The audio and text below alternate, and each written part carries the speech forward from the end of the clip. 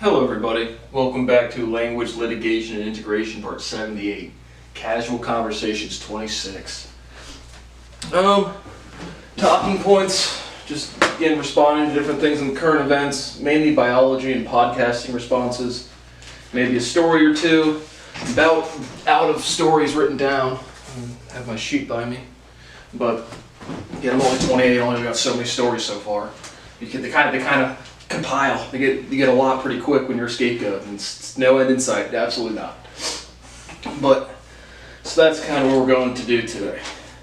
Elizabeth Holmes was found guilty on 4 counts out of 11 federal charges: conspiracy to defraud, 3 wire fraud. She was found not guilty on 3 additional fraud charges, and 1 conspiracy, and no verdict on 3 fraud charges that will likely be mistrialed. Faces up to 20 years in prison. First, they doubt you. Then they want to be you. Then you change the world. Or you just commit fraud and call it a good technology. It's not a good technology. So, again, Silicon Valley is a fucking sickness, man. Good job, Anderson, Andreessen, or whoever invested in this shit. Good job, guys. I still can't sell CBD-rich alcohol that is definitely healthier. Can't run trials, can't do FDA, anything, can't do anything. Just gotta sit here and wait. I guarantee Schumer's not gonna do shit like anything. Just keep waiting. One day. It's all gonna get better. One day. It's been 20 years. No end in sight. Sweet. But if you want to commit fraud, again, with blood health information, just do your thing. Who cares? A cop killed his brother after losing control of his vehicle at a traffic stop to back him up. I think it was like 2 cops. I just have fuck 12. I don't care to be polite. Imagine that. You're going to save your brother. Oh, I'm coming in for backup at the traffic stop. Oh, I'll lose control of my car. Oh, I killed my brother. A carnival, man. What a carnival. It's been 1 year since the January 6th insurrection. Again, one of the most violent events in recent American history, or any American history. But just a casual insurrection for your average Republican. Trump is the president. Oh, we're all gonna do it. Steve Bannon, Alex Jones. Oh! And here's again reckless behavior for like the 15th millionth time. Nice. Good job, guys. That was really good stuff. I saw there was a viral video about a tipping policy. TikTok. Someone tipped $6 on $80, and was like, sorry, you were fine, but the holidays have been rough, and it blew up on TikTok like, you shouldn't go out if you don't have at least 20% to tip. Again, I tip 20 to 40%, pretty much guaranteed. But do I think that's bad? No, actually, fuck no. I think, again, the thing that matters in this is if you want to make more money, go do something. Just do something. Just try your best to fucking not be a selfish bitch. But on actual income levels, again, I own a restaurant that the wages have never been higher, and if you're making 16, 15, the total amount of income should be what matters. And again, for a waitress or a waiter, you have 10 tables, 15 tables. So if one person doesn't tip that much, again, if you're really worried about the money, go make more money. But I don't think tipping $6 on $80 is a bad thing. I have me tipping $2 just on a $10 Chipotle on my app. I typically tip $3, but I tip $2 because I was feeling a little tight on money. But I don't think tipping should be, I think you should tip well if you can, but I don't think it's a big deal if you don't. Mark Cuban unveils a Dirk Nowitzki statue in an emotional speech. Oh, Dirk, you see him come to work every day, but it's the man. Yeah, coming from a really quality human being, Mark Cuban. Again, great investor. Personally wouldn't invest in me. Also won't respect any laws or anything. Email him every fucking day. Again, Peter Patton's still shooting coach over there at the fucking Mark Cuban DallasMavericks.com. Oh, Dirk. Oh, it was a little statue, very real emotional speech, and everyone's tearing up. It was great stuff. But here's a good story. So one day I was at my girlfriend's house, Tiffany Stewart, and she was telling me this weird shit about her husband Mark, and that's my girlfriend. And so she says to me, she's like, one day my husband was here, And he came up to me and was like, let's do some role playing. And so I was, I'm Tiffany. So I was like, okay, let's do maybe a nurse outfit, maybe a school teacher outfit. And he was like, no, you're gonna be Dirk Nowitzki. And he pulls out this big sex doll. I was like, yep, I fucked Dirk Nowitzki. So that's kind of what I think Mark Cuban's up to. I think he's got a big sex doll with Dirk Nowitzki's face on it. Holding your breath, now really into the biology stuff. So now all of these talking points come from the Lex Friedman and Jay Bhattacharya, probably. And I'm not too good with the Indian languages, but whatever Lex said was a complete butchering of that guy's name. But the first thing I just wanted to start off with saying, talking about wearing a mask and the efficacies. We've already talked about a bunch. Certainly the work, anything in front of your face is going to slow stuff down. Anything has some permeability, you can pass through it. But obviously they work, and again, the nonsense bullshit medical policies or professionals, of just it only is this 20% effective, this percent of effective. It's effective, it works, fuck everybody. But holding your, just as an example, you wouldn't even, if you held your breath, right, versus smell. I just have holding your breath versus wearing a mask versus smell, right? When someone walks by you and you smell them and you think they're attractive and you just see all the future you can have it together, right?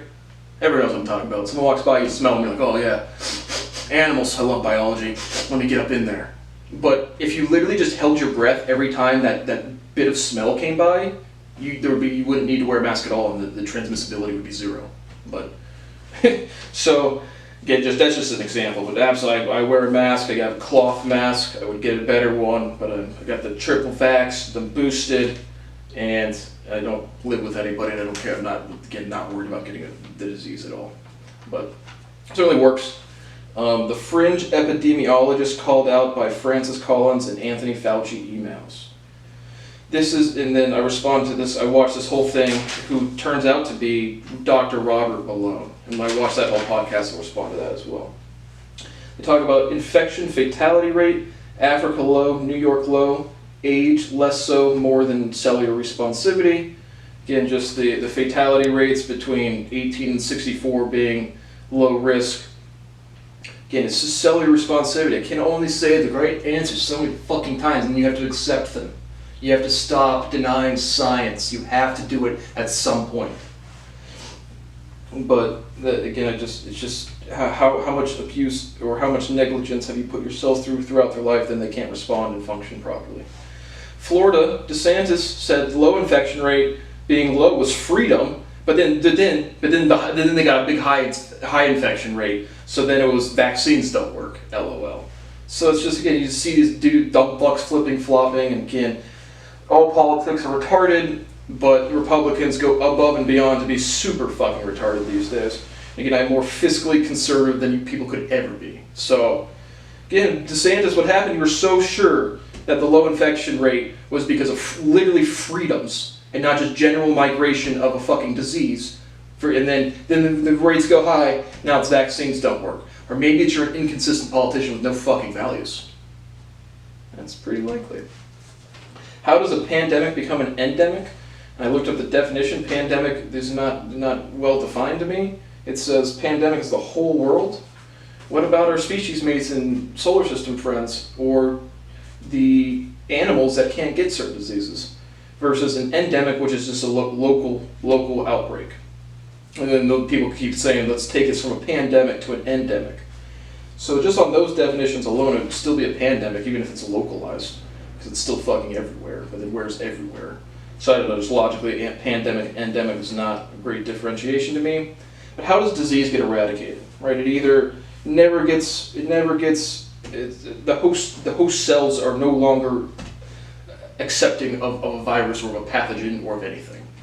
And so, right, you can get a bunch of people vaccinated, and then people can't get the disease, people can get the disease, but it's still transmitting, and then they get reinfected. Sure, there is some natural immunity, but it's, again, then the whole reason people say that is just to, again, engage in reckless behavior once again. But just working through, this is a question I posed to myself, but just working through the population, Again, but really the real biological response is having a cell that will not accept the reproduction of the virus or of a bacteria.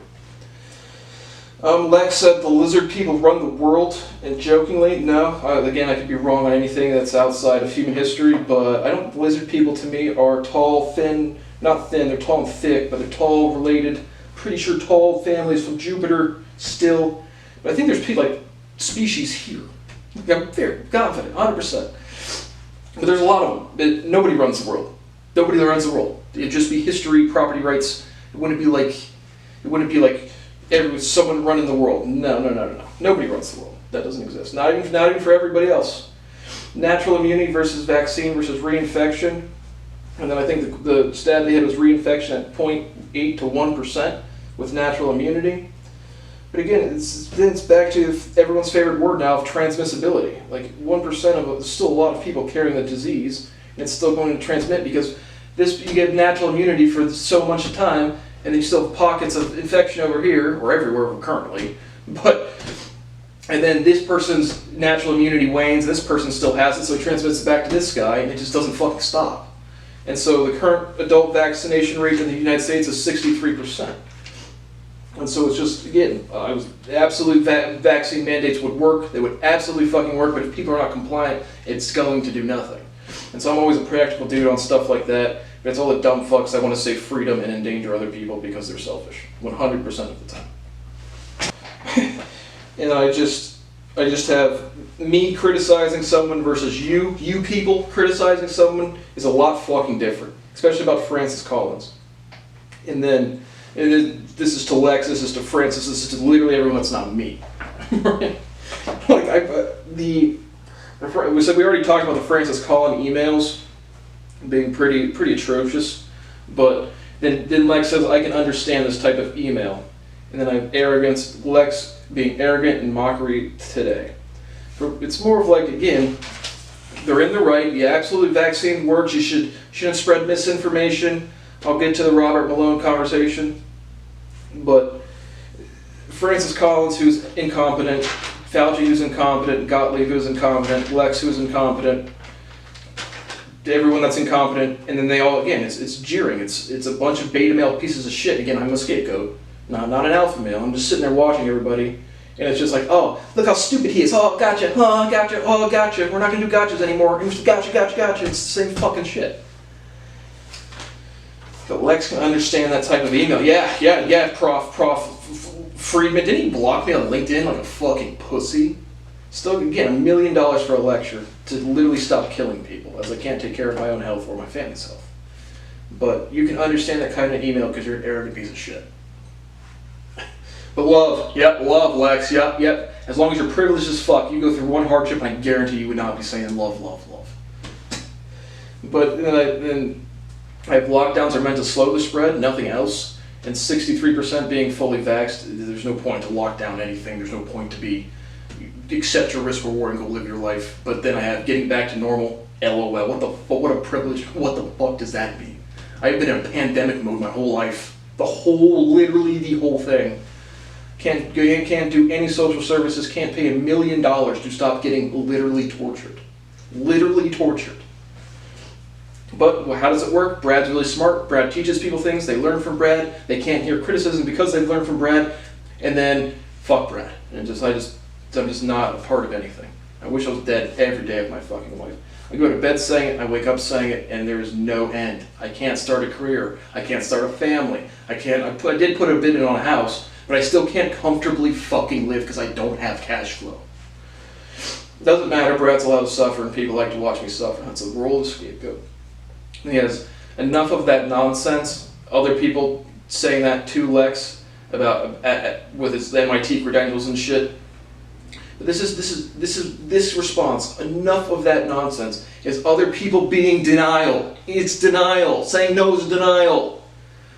Oh my god. When I was a kid, I knew people were fucking stupid, incompetent, and selfish, and then you grow up and live and rot in this fucking filthy world. It's fucking terrible. Whenever people actually watch these videos, I'm not kidding, like, this is the most disgusting life you could ever live, and there's just nothing to do. No one will fucking change. My own family can't change. Anyone I've ever met can't change. No business people can fucking change. What a disgusting life. But just a couple from Michael Franzese is, what did he have? A history of violence. He was doing a movie review. But then he basically asked the question, can you go from being a bad person to living a good life? And certainly, any amount of experience or education still does not, there's not, like, it's not like you're condemned forever, condemned to burn in hell, condemned here. If you do a bunch of dumb shit, I think the reality is you just know that dumb shit's gonna come back to you someday. Karma. Not, we're all broken, we can't learn, murder's this big crazy thing, blah, blah, blah. It's just like, no. He asked, would you tell your wife? Well, then I have also, can bad go to good? Yes, but good should also be prepared for bad at all times as well. And so that's most of our society is not good people that are just profoundly insulated, that are prepared for nothing. So, but then he had, would you tell your wife about past crimes, like in the context of like moving on, not being in a mob, not being a criminal anymore? Well, I guess 2 times. Well, if you're moving on, I still probably would. Like I don't know. It just depends on your relationship, on the individual relationship level. But if I was a criminal, I would 0% take a wife, almost certainly, unless she was fully with the shits. So that's my thoughts there. Now on to the Patrick Bet-David interviewing Dr. Robert Malone. So I didn't really know what the controversy was, but I guess he got kicked off LinkedIn, then reinstated or something. He got kicked off Twitter for misinformation. And then, like, the rumors I heard was he was the claimed inventor of mRNA, which he did not. I watched the whole interview, hoping to say something a little more interesting. Honestly, this was very banal to me. But he himself says he is the claimed inventor of mRNA platform technology. So the first part of the conversation really just starts off about invention. Like who gets credit for an invention? What's the moment of invention? The engineering feat or the moment of insight? The moment of insight. So inventorship, again, mathematics is discovered, not invented, but inventions, technology. I really think the credit goes to whoever had the whiteboard moment, of the aha moment. That's when the intuition clicks. That's when you associate language to a physical process, and so that's when the real. And then it just, again, depends. Invention's a general word. I mean, if you're talking about a product or whatnot, because I'm a patent holder. But Malone says, inventorship is established by the USPTO. I just disagree. They talk about the shitty ethics of reading confidential grant proposals, which, again, another great competitive mindset from MIT and Harvard and Imperial College of London and all these dick-sucking schools. Yep, confidential grants, he said literally, he was handed a pile of grants at 27 and said, read through these and get ideas. So again, intellectual property theft is the way these schools run, the way these people finance shit. I remember watching Mark Zuckerberg's keynote speech at either Harvard or MIT in 2017, getting literally like, where's all our great works at? Where's the great works of this generation? As his breakthrough prize is literally blocking me on the email, so that's good. It's like, how do you get through to these fucking crazy people? No idea. But good job. Good job, academia. You guys are so stupid you can't think or invent things or discover mathematics or logic proofs. So you just steal shit and try to get your grants approved. That's cool. The Pfizer vaccine the Pfizer COVID vaccine does more harm than good by a fully vaccinated doctor, LOL, and no presented data. He just makes that claim. Does no data discussed, nothing discussed. And again, what I'm saying, me criticizing other people, I'm actually the logical proof. I actually think through the language and figure out physical laws. Data speaks for itself, but other people can't do those things. But again, actions speak louder than words. And then Malone says, people feel like they need to know my medical history. Yeah, like yes, definitely, 100%. There is no privacy. That is denial. It's still denial. It would help people. But it does. Actions speak louder than words. If you thought it did more harm than good, you wouldn't fucking take it. Right? When I was going to fucking MSU, knowing I wasn't learning shit, I'd rather go to the gym than to the fucking class. And then I would do it. People, again, I might quote myself. People say what they do or say what they think and do what they mean. So, but it's publicity. It gets a couple followers on Twitter, a couple followers here, and I was going to say edgy shit. Content creation. Medical fraud. But they need to know my medical history. Yes, we need to know your actions to know if you're a raging hypocrite. Then they have the debate over what toxic means, but they just have like claims that he made or something. There's some Instagram post Patrick Bet-David goes through. But I actually agreed with Malone on his definition of toxin. Toxins damage cellular function. Right? If and the science fact checkers, they talked about. I finally learned what a straw man argument was. It's when someone says something that you didn't say. They restate an argument in their own words incorrectly and then refute that. So I did learn that. I thought Robert Malone in general spoke like a slow retard, honestly. But I agree with his definition of toxins damage cellular function. Right, I got a baked potato out of the oven yesterday. I burnt my hand. Some cells died. It did some damage. It probably killed some cells. Yeah, it definitely killed some cells. But it's just damage. Toxins are toxic. but I disagreed with his definition more. And it's specific to spike protein. But anything's toxic. Like anything at too high of levels is toxic. And then the question is, how damaging is it? Right, so we gotta get our scientists to kind of ask more in-depth questions to kind of get better theses and kind of like actually not kill our fucking kids with fucking stupidity. Nope, we just vaccines are good, vaccines are bad. I vote Republican, I vote Democrat. I fucking hate this world. Long COVID and post-vaccine symptoms are indistinguishable. False long COVID is almost certainly fucking brain fog, which is really just again, anxiety, and then you worry about everything, and then you kind of have self-fulfilling prophecies about symptoms. But post-vaccine symptoms, I said I had some. So after the second dose, I had, again, 12 hours of pretty medium body aches, and then it was done. After the booster, just maybe a couple hours in the morning of just feeling slightly achy. But they are certainly distinguishable from long COVID, which probably isn't even a thing at all. The role of testing, and if it is a thing, it's because, again, cellular responsivity being absolute shit. So, and then there was another, the role of testing, contact tracing, in stopping disease spread, with 63% vaccination, basically does nothing. But then they have this, I guess this was the big words he got banned for, is mass formation, which I don't know what the fuck that's supposed to mean in any physical sense. Mass forms. Objects with mass or formations. I don't know what this is logically. But then I have no definition, and I have groupthink, and then he specifically, and this is before he said it, and he said it's not groupthink or conspiracy thinking. And he goes, a formal process far beyond conspiracy. So again, conspiracies they do exist, but very, very few are legitimate, but they go far beyond conspiracy. So it's like it's like the lizard people, are they now injecting us with mass formation long COVID symptoms?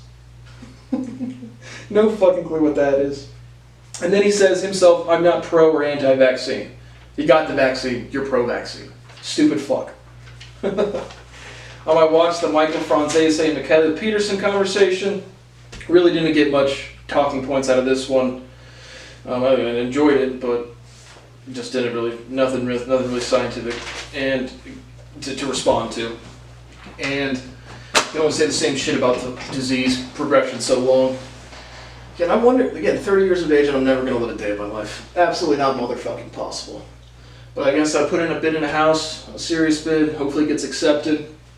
Pretty nice house, pretty nice place, we'll see. But if not, I'll probably put some bids on some other houses, but I really just wish I could have my money in basic human dignity so I could feel like a fucking living being. And I'm just not. It's just a good, complete scapegoat. I wish I was dead every single day of my life. And it's disgusting. And there is no end to it. Can't pay $1 million for a lecture. If I could give a lecture, again, go on the Lex Friedman podcast and go fly over here and do this TV special, and go do this and go do that, go do this. Maybe I might want to fucking live my life at some point. But no dates on Tinder, not a chance, absolutely fuck no. It's literally to the point where I feel like I know some of these people on Tinder that I haven't even matched with because I swipe through them sometimes. So, completely stuck, absolutely no end in sight. Casual Conversations, 26. Thanks for watching, see you soon.